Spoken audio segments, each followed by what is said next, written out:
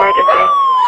Hi, I'm at the corner of Pleasant Hill and John Young Parkway. I'm in a Walgreens parking lot.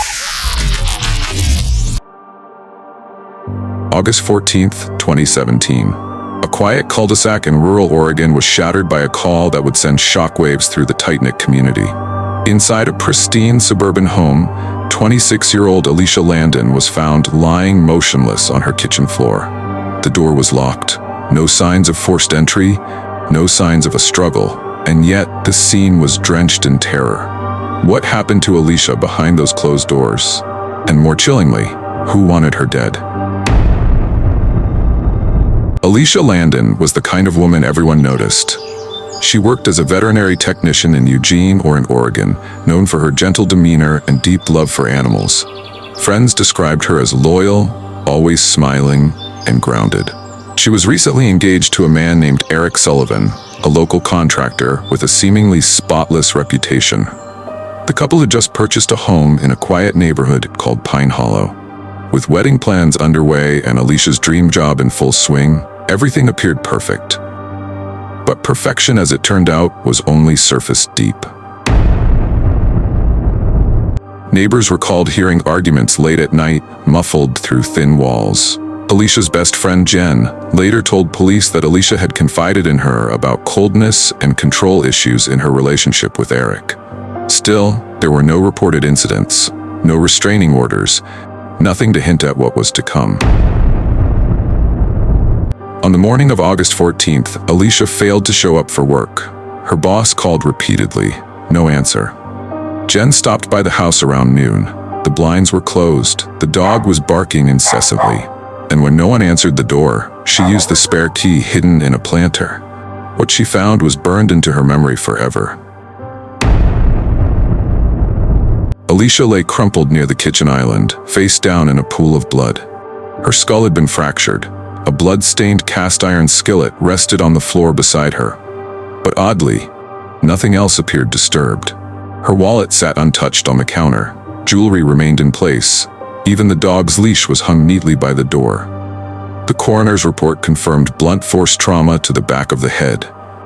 There were no defensive wounds, no signs that she saw it coming. Time of death between 7:30 and 9 a.m. Police initially suspected a burglary gone wrong, but within hours that theory began to crumble. Detective Rachel Morales, leading the case, began piecing together a timeline. Eric claimed he left for work around 6:45 a.m. He said Alisha was alive and making coffee when he walked out the door. His alibi? He was on a job site across town, verified by a time-stamped security gate log. But then came the first twist. Security footage from a neighbor's Ring camera showed Eric's truck backing into the driveway at 8:12 a.m., less than an hour before Alisha's estimated time of death. He never mentioned returning home. When confronted, Eric claimed he came back to retrieve a forgotten toolbox but didn't go inside. That excuse didn't sit right with detectives. Forensics later found traces of blood on the driver's side door handle of his truck, Alisha's blood. Further digging into Eric's past revealed a pattern of controlling behavior. An ex-girlfriend from 5 years prior filed a report accusing him of physical intimidation, though no charges were filed. Cell phone records also showed that Eric had searched terms like how to stage a break-in and skull fracture survival rate days before the murder. Still, no murder weapon had fingerprints. Eric maintained his innocence. Then, the second major breakthrough, the family dog. Investigators ran DNA analysis on the dog's fur and found microscopic blood spatter consistent with standing nearby during a blunt force assault. Meaning, the attack likely happened right in front of the kitchen counter, a location that would have been clearly visible through the window had the blinds not been shut early that morning, as a neighbor recalled seeing Eric doing at 7:50 a.m.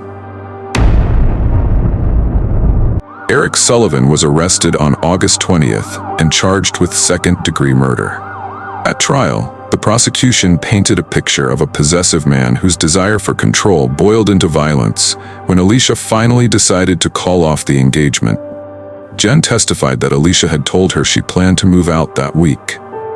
The defense argued lack of physical evidence tying Eric directly to the act. But the circumstantial evidence, digital footprint, and witness statements were enough. After 4 days of deliberation, the jury returned a guilty verdict. Eric was sentenced to 25 years to life. He continues to maintain his innocence.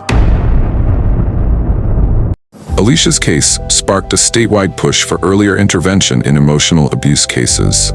A fund in her name now helps women in controlling relationships find safe housing. Sometimes the most dangerous people wear the kindest faces. Alisha Landon's story is not just one of a life cut short, but of the warning signs that too often go unnoticed. Behind closed doors, silence can scream the loudest.